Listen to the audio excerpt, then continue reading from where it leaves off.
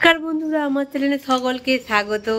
শুভ সকাল। আমার সকল বন্ধুকে প্রীতি শুভেচ্ছা এবং ভালোবাসা সবার জন্য রইল। আজকে সকাল সকাল উঠে পড়েছি, অনেকটাই সকাল উঠেছিলাম। আর এখন বাজে বোধহয় 8:30 বেজে গেছে অলরেডি। আর এখন হচ্ছে আমি রান্না বান্না করছি, ঠিক আছে। সকাল সকাল যেহেতু কাল পরশু দুদিন হচ্ছে একটু দেরি হয়ে গেছিলো, সকালবেলা রান্না হয়নি। এখন আবার শুরু করে দিয়েছি সকাল সকাল রান্না করতে, ঠিক আছে। সকালবেলা ফার্স্ট উঠে কাজটার জন্য ছিল সেরে নিয়েছি। আর ছাড়ার পরে এখানে আমি ভাত অলরেডি বসিয়ে দিয়েছি।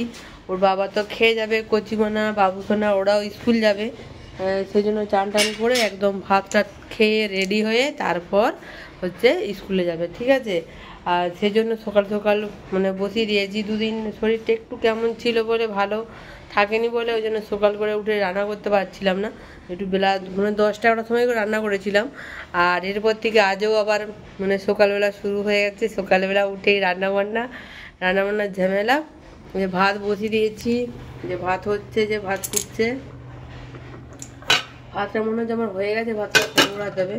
ভাতের মধ্যে আমি দিয়েছি একটা আলু ভাতে আর 4টে কচু ছিল, কচুগুলো মাখা হবে, মানে সেদ্ধ দিয়েছি, ঠিক আছে। আলু সেদ্ধ আর কচু সিদ্ধ।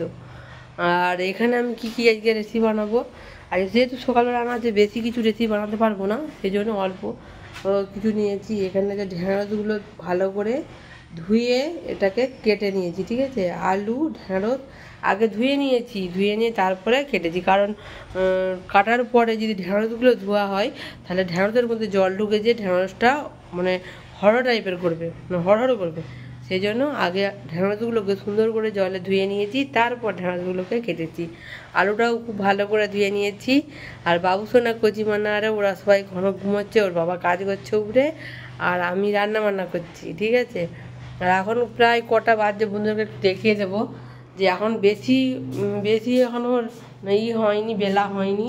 প্রায় 10টা, তো 10টার সময় খেয়ে বেরোবে সবাই। এখন বাজে দেখে নিন বন্ধুরা, 8:30 বাজছে, 9টাও বাজেনি, 8:30 বাজতে যাচ্ছে।